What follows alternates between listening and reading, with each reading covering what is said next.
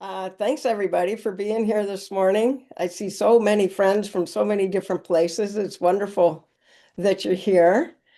Um, so all my life, as most of you know, I've been looking for the interface between consciousness and reality, and how does that work right there where the two meet. And I've been studying New Thought all my life. My dad was, of course, a miracles student and a faith healer, and so that was when I started, was as a young girl. And just so happened I lived in the town where Byron Katie had her awakening, so I was with Byron Katie for 14 years, I believe. The work of Byron Katie, and she also taught Course in Miracles.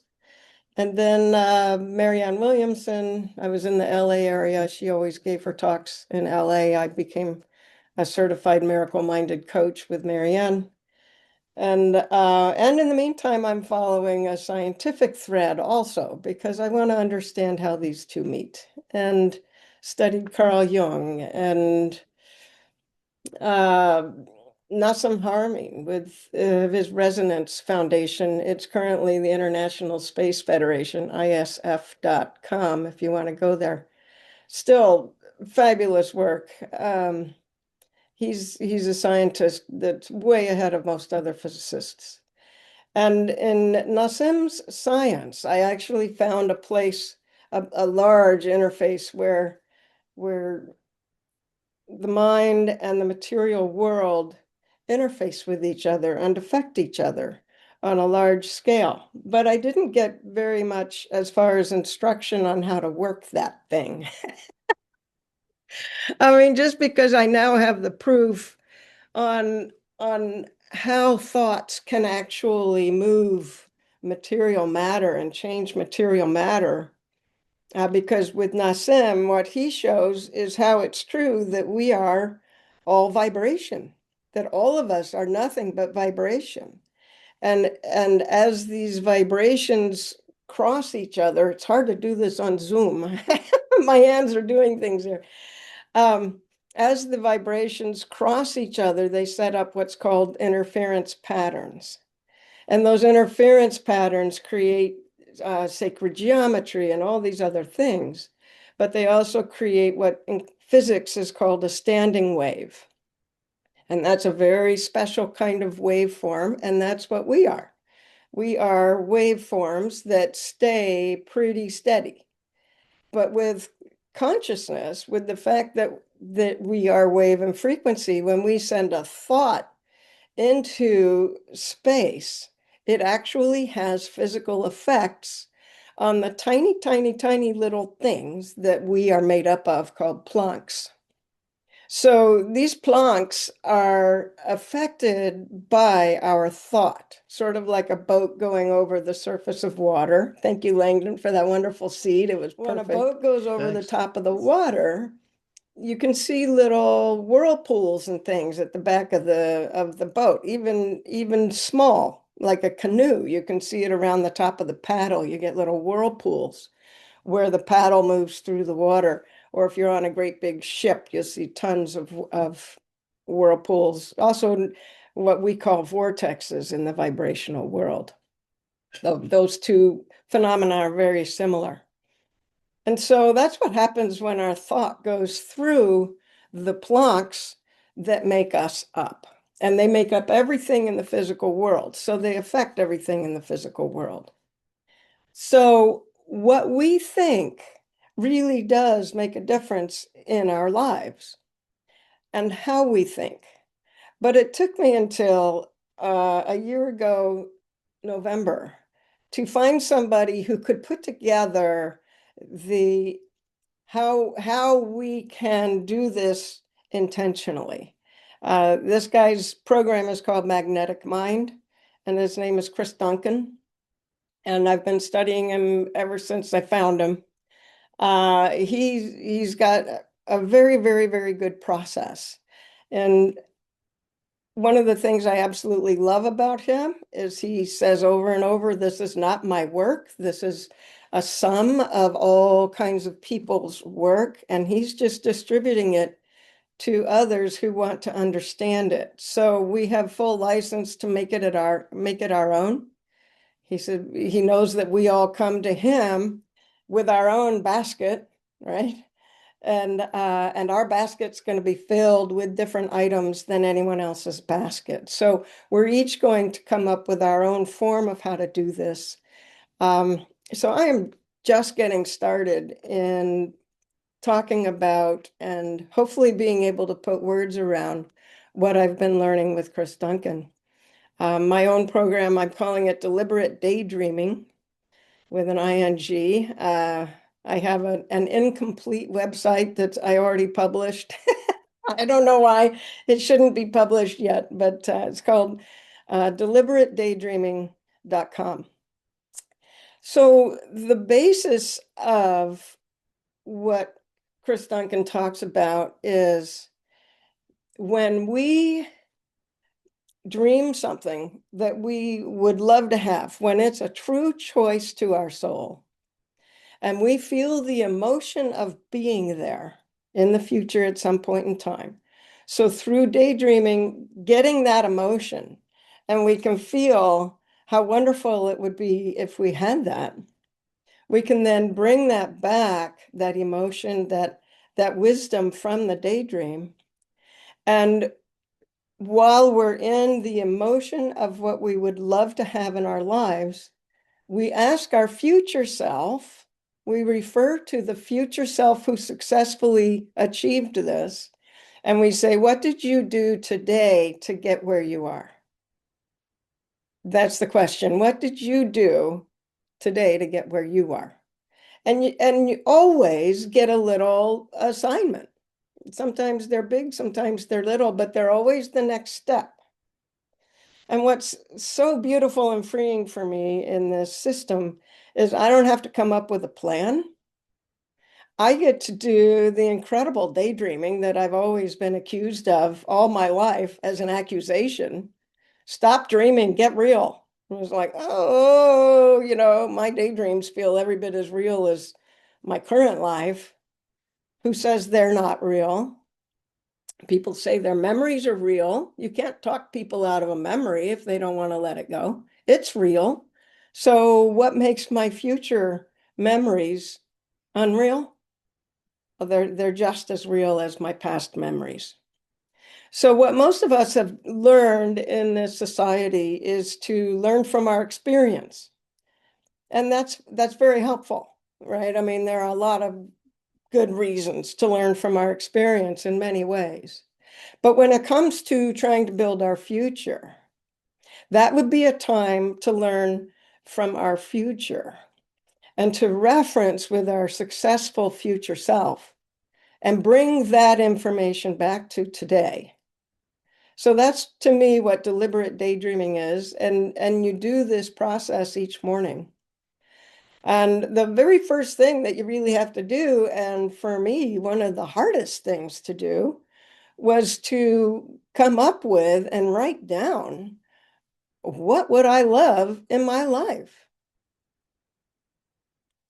Sounds so easy, but it's so hard, particularly through many, many years. I'm in my sixth or seventh decade. I forget how to count all that, but I've been doing life for many decades now, and I've been doing it referencing my past. And then learning how to enjoy what I get. And that's a big theme in New Thought. That was a huge theme with Byron Katie. Loving what is. That's her tagline. Loving what is. You look around and she said, you were the one that created all of this. This has been done just for you, by you. So love what is. Well, okay, that works. And there's a lot of good in that. You can live a pretty decent life loving what is. But what if you really wanted something in your life? It was a true desire from your heart. So the question becomes, what would you love in your life? And for me, one of the big things was I wanted to travel. That was one of the answers I came up with a year ago, November. I wanted to travel. And it's like, well, okay. And it occurred to me that month, I've always wanted to go to Costa Rica. And I woke up one morning and I did my little thing, and the question came up, what's stopping you? That was what my future self said to me. What's stopping you? And I looked around and I thought, oh my God, I'm the only one stopping me. Nobody else is stopping me. I mean, they might be saying I can't or whatever, but that's their belief. If I buy their belief, then I begin to stop myself. That's how I stop me. If it's one of my true desires, my true end result, then if there's nothing else stopping you, then except in between your ears, then go do it. I did. I bought a ticket to Costa Rica, right? And I went down there and I was down there in the rainforest and it rained every day and it rained really heavy. And and I was in an Airbnb house, which was just gorgeous for $70 a night. It was a two-bedroom with all the stuff. Had a washer and dryer. It was fully decked out, $70 a night in the rainforest in Costa Rica. And there were toucans, you know, the Fruit Loops bird with the big beak. There were toucans all over the place. And I kept saying it, but they don't quite look right. I couldn't figure out what it was. And then I realized their beak was green. The whole beak was green.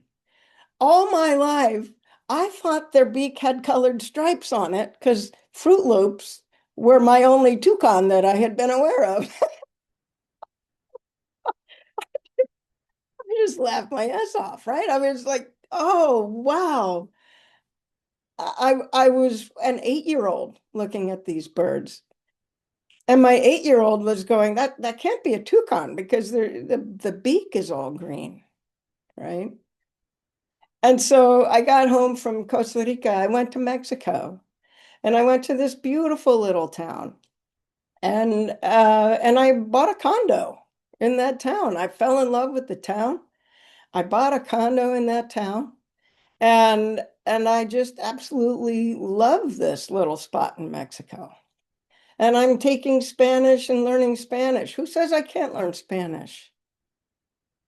Of course I can learn Spanish. They have 1,000 apps. A lot of them are free. You just start.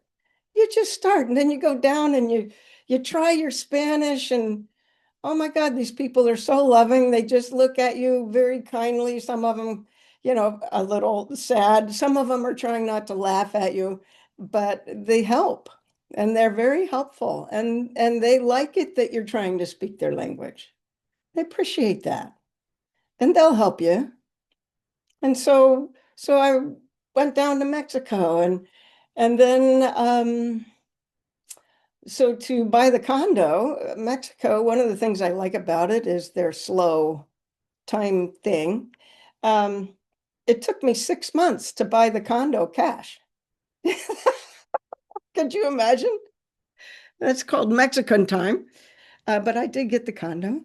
And so then I see some people here. I went to South Africa on a safari with Chris Duncan with a bunch of his students. And that was amazing because all of us in the group were using this system of deliberate daydreaming. And we would name when we got into our Jeeps each morning what animal we wanted to see that day. And we saw every single animal that we wanted to see. We even said things like, well, today I want to see the hippopotamus out of the water because hippopotamus is pretty boring to watch in the water. They don't do much. And we came across the hippopotamus, and there were 3 or 4 out of the water, and they were playing with each other. It was wonderful, right? And it was just such a demonstration of how you determine what it is that you would love and then live your life from there. And And then I wound up going to Galapagos with Susan Duval, and I see a number of people here that I met on that Galapagos trip. Oh my God, it was outstanding, the experiences that we had with the marine life and with each other.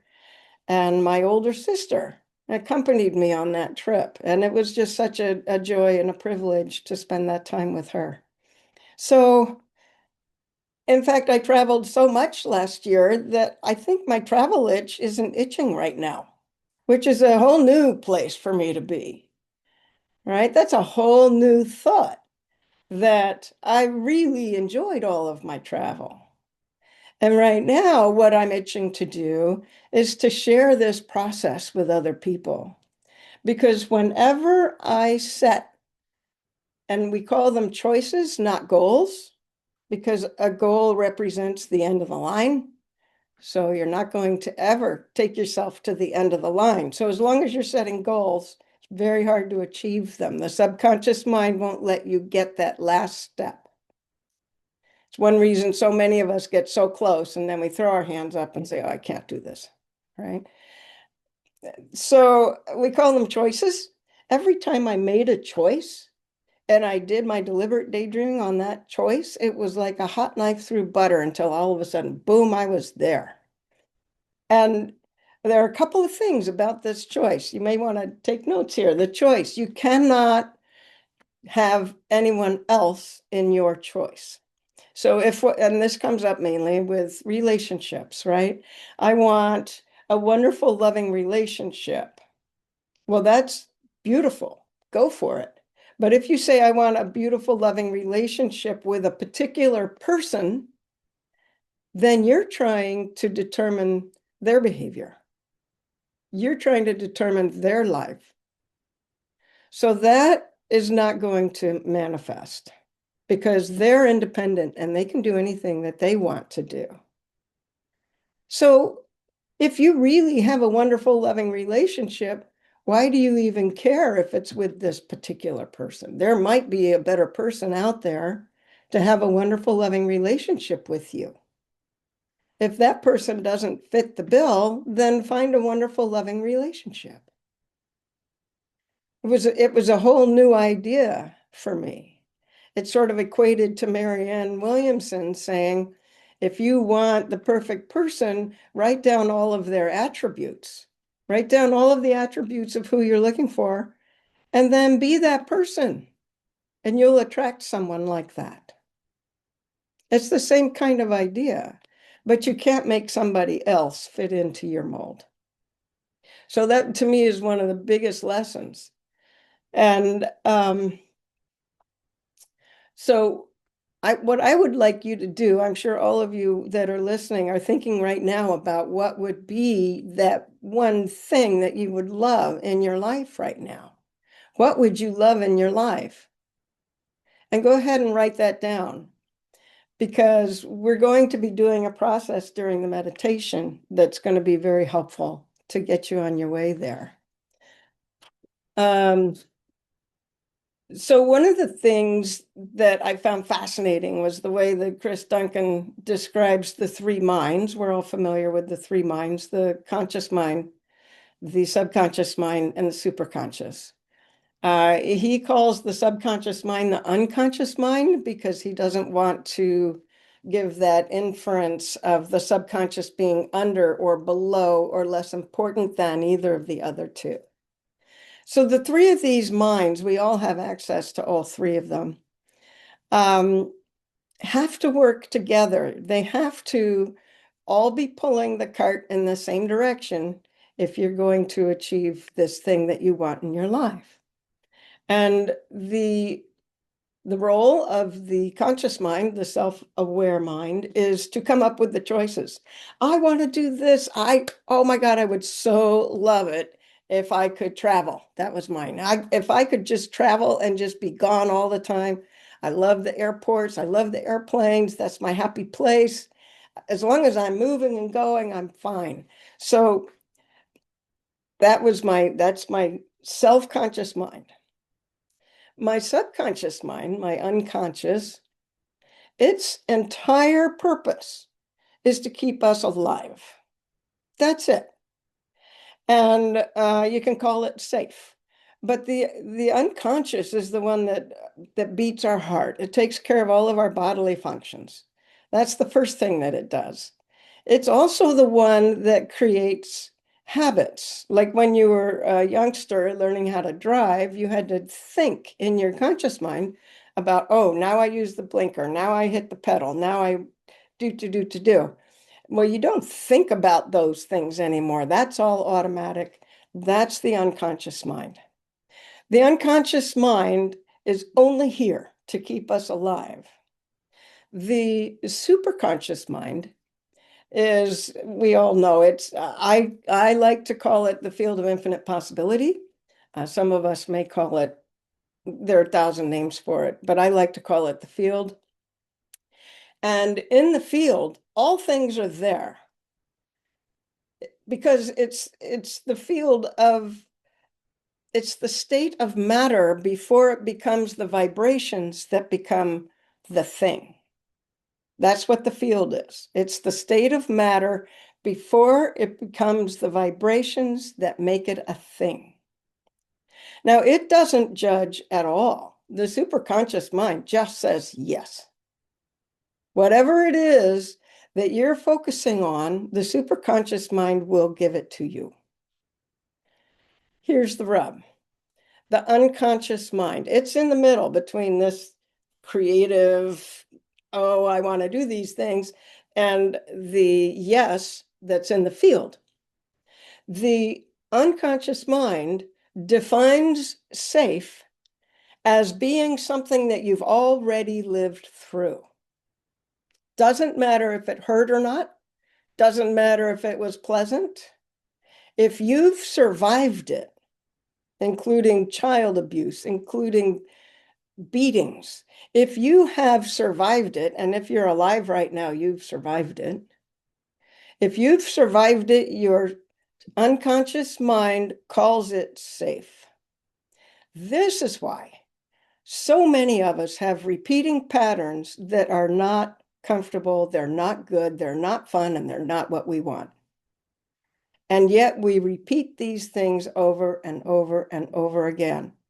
This is also why when we're trying something new, we don't quite get there. Because as our conscious mind is stretching toward this choice, the unconscious mind is going, oh man, we haven't been here before. And it starts pulling back. Like if you had a rubber band between two fingers, the further away your conscious mind gets toward your choice, your subconscious mind is not going to go there, and you get all this tension. The trick is when you're in this state of tension, which is always going to happen because that's how the unconscious mind works. If you hold, you have to hold your conscious mind, you have to hold your choice in mind. And you do that by thinking about deliberately daydreaming every single morning on this choice.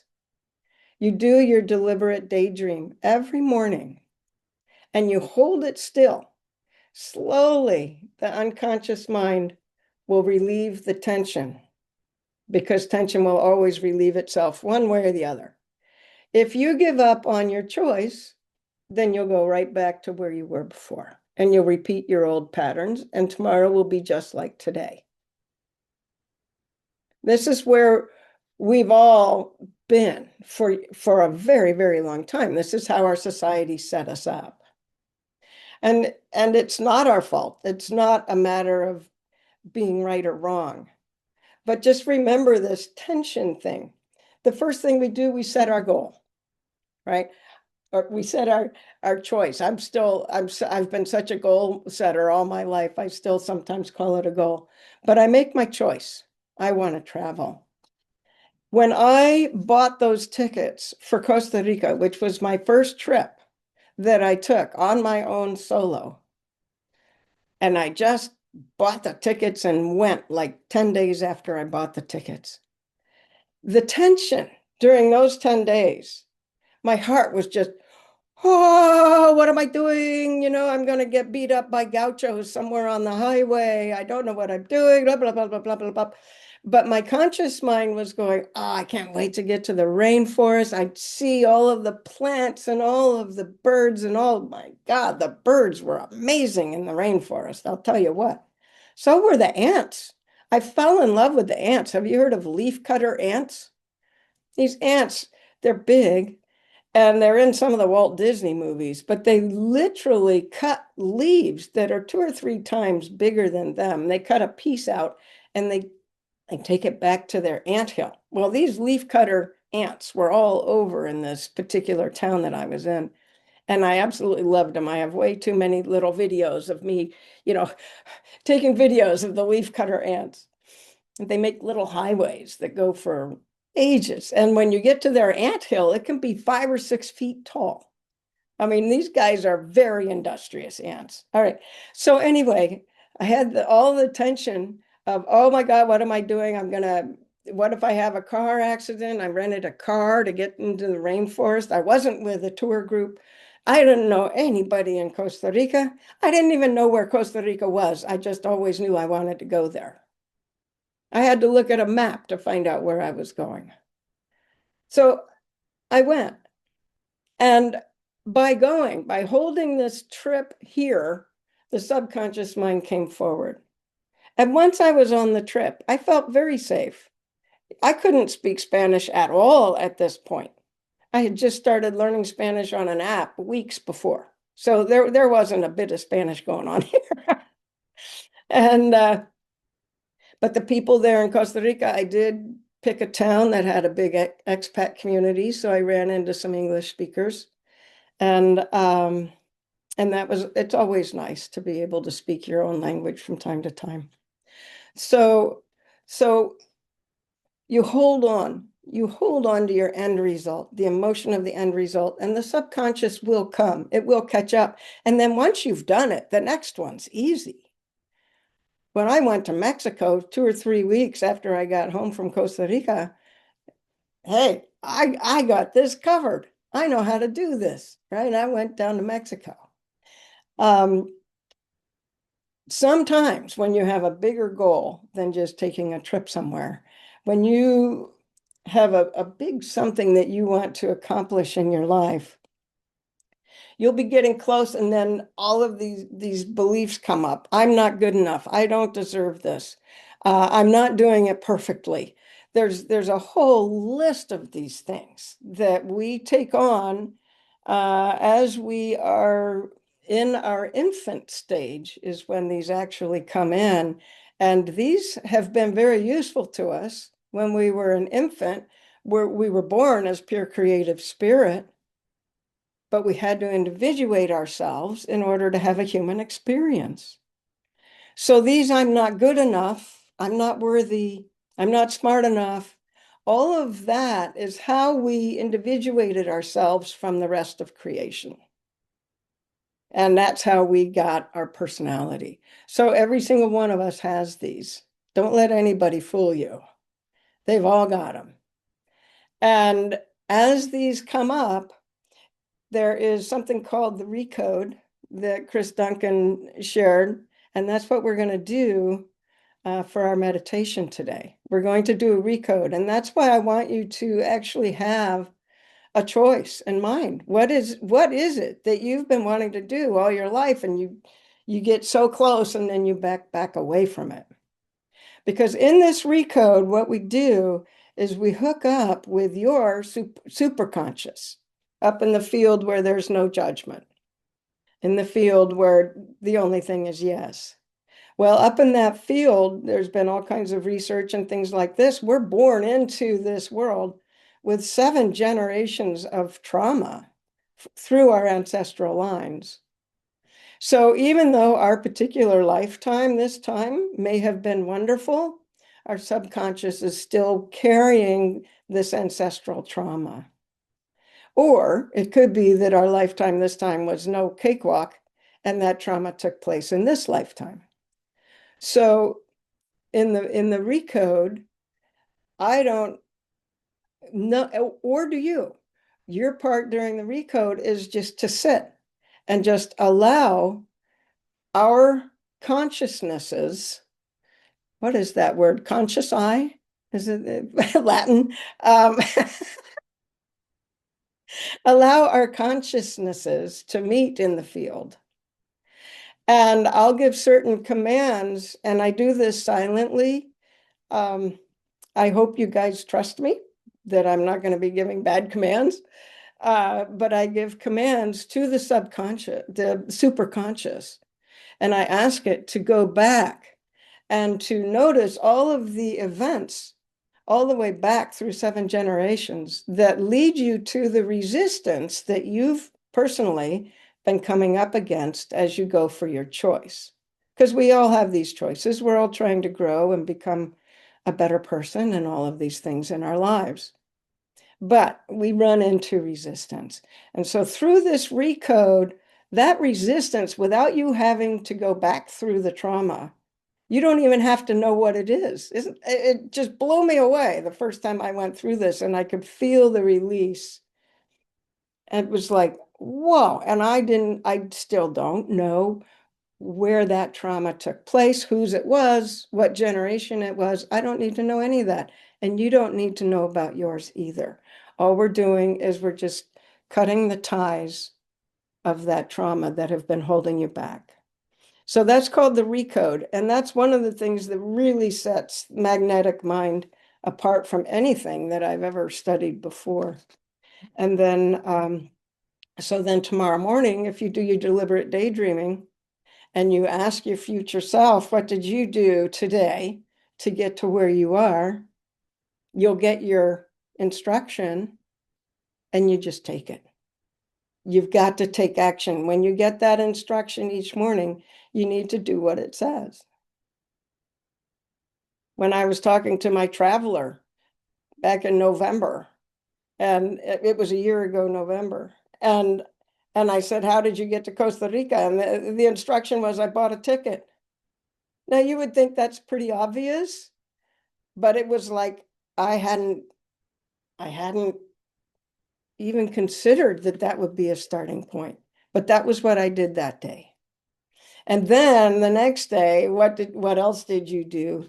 And all this other stuff came up. And it's just a small thing each day. You still live your entire life.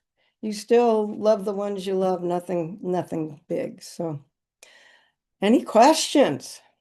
I'm sure that was perfectly clear.